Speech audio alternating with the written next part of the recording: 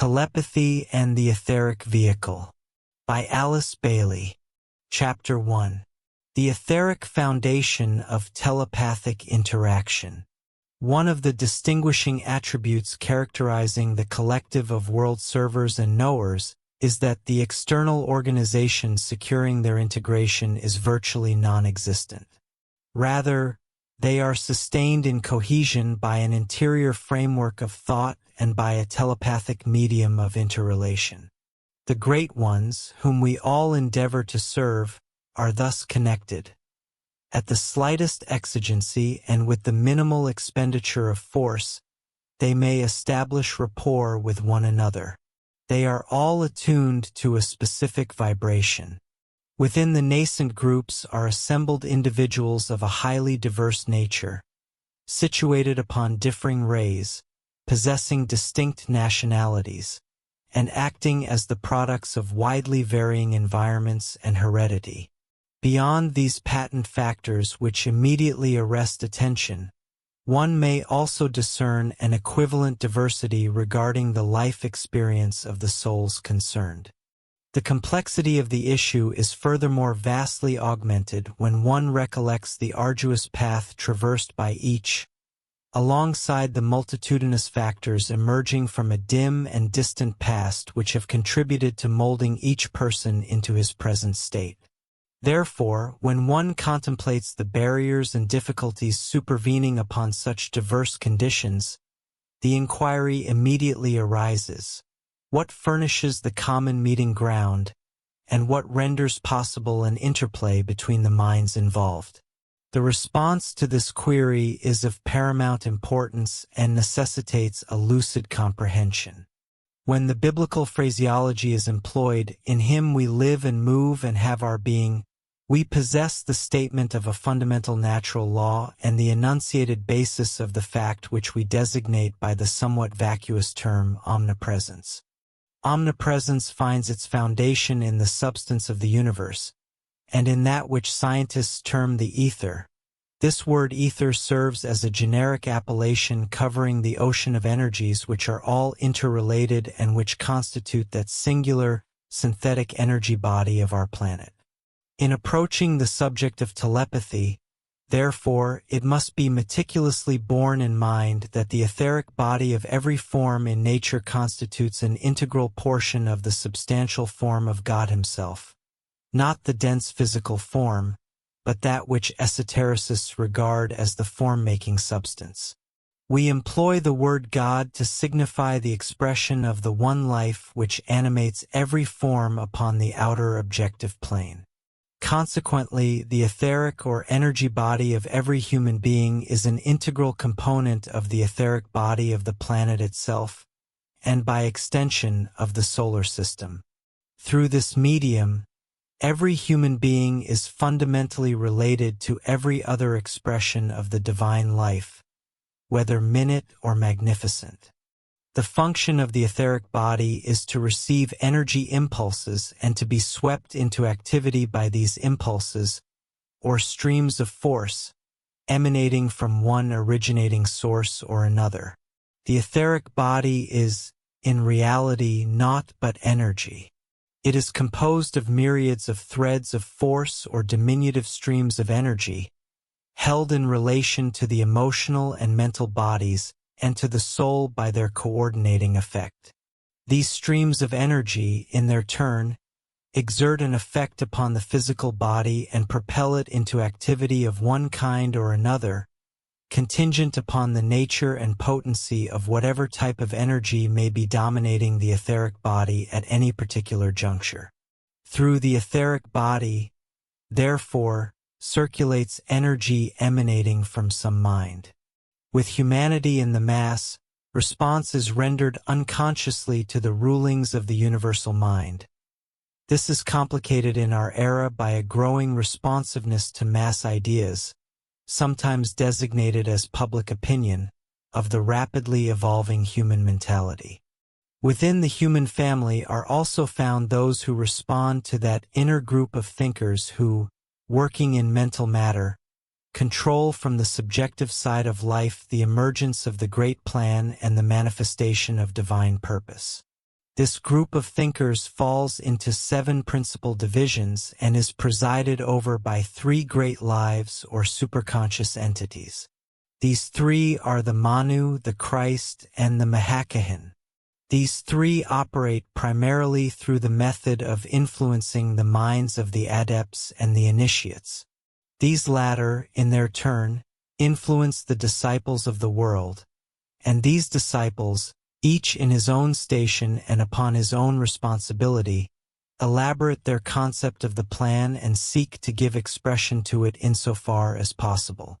It is, therefore, as you may surmise, a process of stepping down rates of vibration until they are sufficiently dense to affect physical plane matter, thus facilitating the construction of organized effects upon the physical plane. These disciples have hitherto labored largely in solitude, save when karmic relationships have revealed them to one another. Telepathic intercommunication has been fundamentally confined to the hierarchy of adepts and initiates, both in and out of incarnation, and to their individual labors with their disciples. It is, however, now deemed possible to establish an analogous condition and a telepathic relation between disciples upon the physical plane. Regardless of where they may be situated, this group of mystics and knowers will eventually find it feasible to communicate with one another, and indeed frequently do so even now. A fundamental mystical concept or some new revelation of truth is suddenly recognized by many and finds expression simultaneously through the medium of numerous minds. No single individual may claim proprietary right to the enunciated principle or truth. Several minds have registered it. It is usually stated, however, in a broad generalization, that these individuals have accessed the inner thought currents or have responded to the play of the universal mind. Literally and technically, this is not the case. The universal mind is accessed by some member of the planetary hierarchy in accordance with his mental predisposition and equipment, and the immediate necessities sensed by the working adepts. He subsequently presents the new idea, new discovery, or new revelation to the group of adepts, telepathically, of course, my brother, and, once it has been deliberated by them, he later presents it to his group of disciples. Among them, he will discover one who responds more readily and intelligently than the others.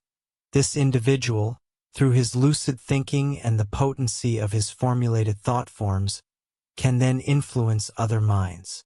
These others grasp the concept as their own. They seize upon it and elaborate it into manifestation. Each regards it as his special privilege to do so, and, because of this specializing faculty and his automatically engendered responsibility, he casts behind it all the energy which he possesses, working and contending for his thought forms. An illustration of this process is to be discovered in the history of the League of Nations. Before he assumed special labors, the Master Serapis sought to transmit some constructive concept for the assistance of humanity. He conceived of a world unity in the political realm which would manifest as an intelligent confederation of nations for the preservation of international peace. He presented it to the adepts in conclave, and it was sensed that something could be accomplished. The Master Jesus undertook to present it to his group of disciples, as he was operating in the Occident. One of these disciples on the inner planes seized upon the suggestion and transmitted it, or rather stepped it down, until it registered within the brain of Colonel House. He, not recording the source of which he was totally unaware, passed it on in turn to that sixth-ray aspirant known as Woodrow Wilson. Subsequently, nourished by the wealth of analogous ideas in the minds of many, it was presented to the world. It should be borne in mind that the function of a disciple is to focus a stream of energy of some special kind upon the physical plane, where it can become an attractive center of force and draw unto itself similar types of ideas and thought currents which possess insufficient strength to exist independently or to make a sufficiently strong impact upon the human consciousness. In union is strength. This constitutes the second law governing telepathic communication. The first law states, "The power to communicate is to be found in the very nature of substance itself. It lies potentially within the ether, and the significance of telepathy is to be ascertained in the word omnipresence." The second law states, "The interplay of many minds produces a unity of thought which is sufficiently potent to be recognized by the brain." Here we possess a law governing a subjective activity and another law governing objective manifestation. Let us articulate these laws in the simplest manner possible. When each member of the group can function in his mind consciousness, untrammeled by the brain or the emotional nature, he will discover the universality of the mental principle, which is the first exoteric expression of the soul consciousness. He will subsequently enter into the world of ideas, becoming cognizant of them through the sensitive receiving plate of the mind. He then endeavors to locate those who respond to the same type of ideas and who react to the identical mental impulse simultaneously with himself. Uniting himself to them, he discovers himself to be en rapport with them. The comprehension of the first law produces results in the mind or mental body. The comprehension of the second law produces results in a lesser receiving station, the brain. This becomes achievable through the fortification of a man's own mental reaction by the mental reaction of others who are similarly receptive. It will be ascertained, therefore, that this process of communication, governed by these two laws, has historically been in operation among the adepts, the initiates, and the senior disciples who inhabit physical plane bodies. Currently, the operation of this process is to be extended and steadily developed by the emerging group of mystics and world servers who constitute, in embryo, the world savior. Only those who possess knowledge regarding the significance of concentration and meditation, and who can maintain the mind steadily within the light, will be capable of understanding the first law and comprehending that interplay of thought-directed energies which locates one terminal of expression in the mind of some inspired thinker, and the other terminal in the mind of the attentive world server, who seeks to tune in on those mind processes holding the clue to ultimate world salvation. The thought-directing energy derives its source from a thinker who can enter into the divine mind, owing to his having transcended human limitation. The thought-directed receiver is the man, in exoteric expression, who has aligned his brain, his mind, and his soul. It is a fact that omnipresence, which is a law in nature and based on the reality that the etheric bodies of all forms constitute the world etheric body, renders omniscience possible. The etheric body of the planetary logos is swept into activity by his directed will. Energy is the result of his thought form, playing within and through his energy body. This thought form embodies and expresses his world purpose. All the subhuman forms of life and the human forms up to the stage of advanced man are governed by divine thought through the medium of their energy bodies, which are an integral part of the whole. They react, however, unconsciously and unintelligently. Advanced humanity, the mystics and the knowers, are becoming increasingly aware of the mind which directs the evolutionary process. When this awareness is cultivated, and the individual mind is brought consciously into contact with the mind of God as it expresses itself through the illumined mind of the hierarchy of adepts, we shall witness the steady growth of omniscience. This constitutes the entire narrative of telepathic interplay in the true sense. It portrays the growth of that oligarchy of elect souls who will eventually rule the world, who will be chosen so to rule, and who will be recognized by the masses as eligible for that high office through the coordination that they have established between 1. The universal mind. 2. Their individual mind illumined by the soul consciousness. 3. The brain reacting to the individual mind, and 4. The group of those whose minds and brains are similarly tuned and telepathically related. In connection with disciples and aspirants to discipleship, it is presumed that their minds are somewhat attuned to the soul, and that they are also so aligned that the soul, mind, and brain are coordinated and are beginning to function as a unit. This constitutes the individual responsibility. Now ensues the task of learning to be responsive to the group, and to locate and contact those minds energized by similar thought currents. This must be cultivated. How, my brother, shall this be accomplished? Let us consider the various types of telepathic work. The undeveloped human being and the unthinking non-mental man or woman can be, and often are, telepathic, but the center through which they operate is the solar plexus.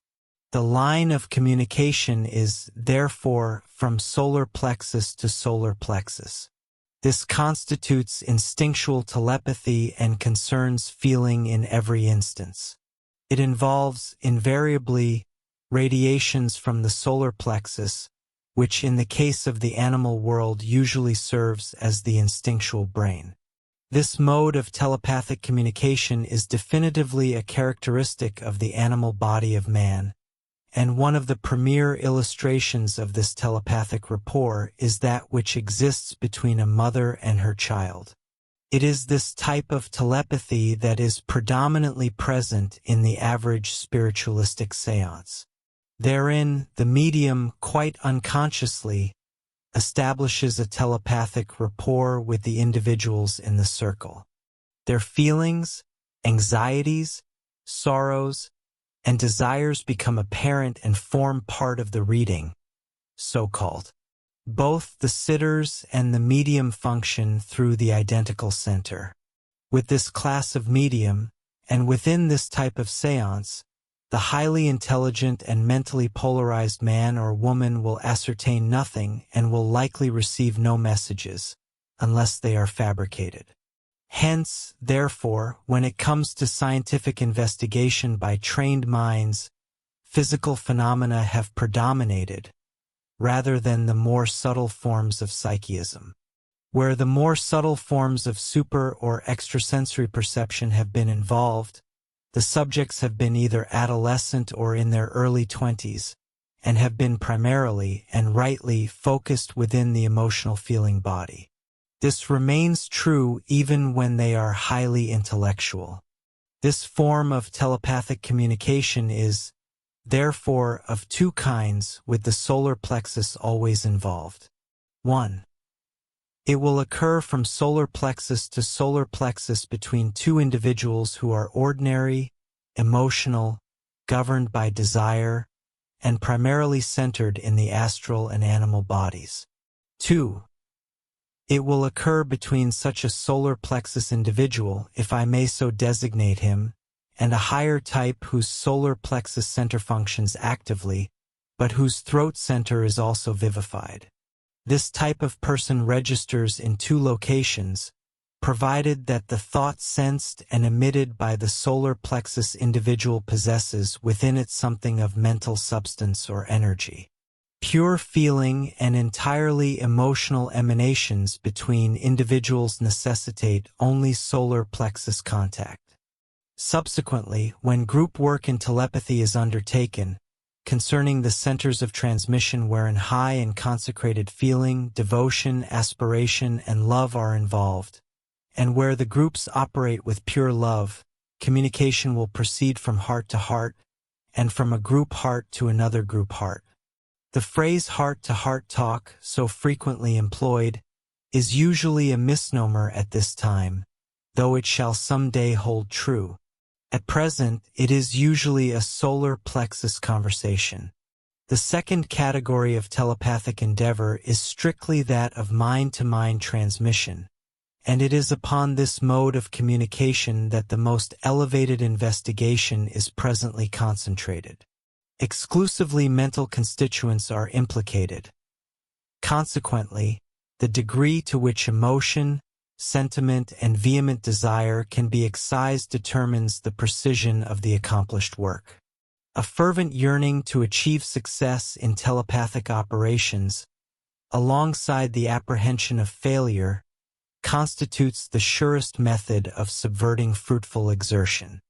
Throughout all such undertakings, a posture of non-attachment and a spirit of indifferent equanimity prove to be of substantial utility.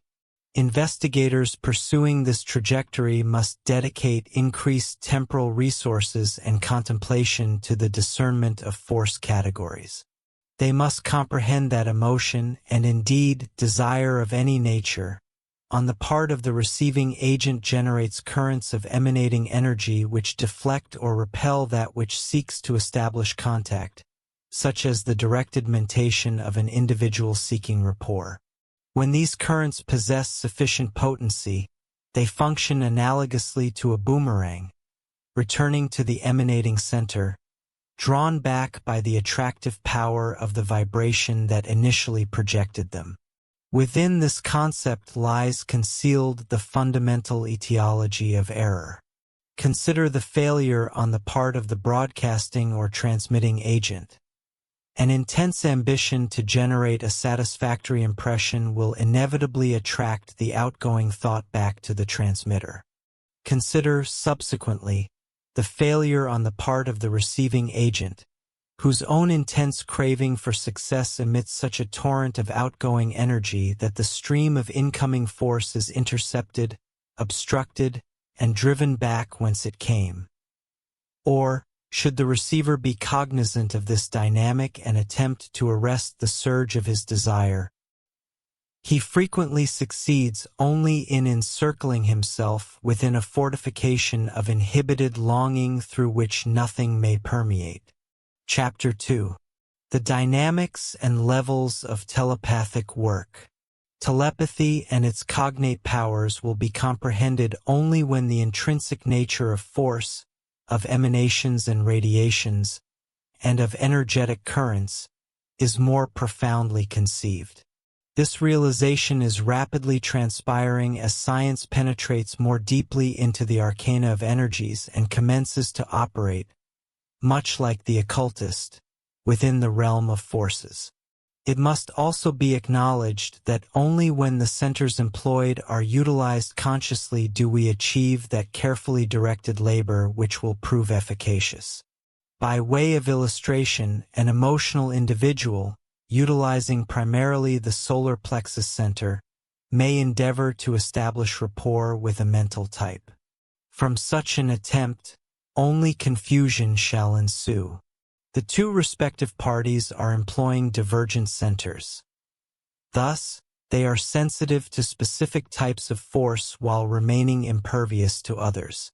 Furthermore, certain individuals, even if mentally polarized and consequently sensitive to similar vibrations, attempt to initiate telepathic contact when one party labors under emotional strain and is thus unresponsive, or when one party is intensively preoccupied with a mental problem, ensconced within a fortification of thought forms and thereby impervious to impressions.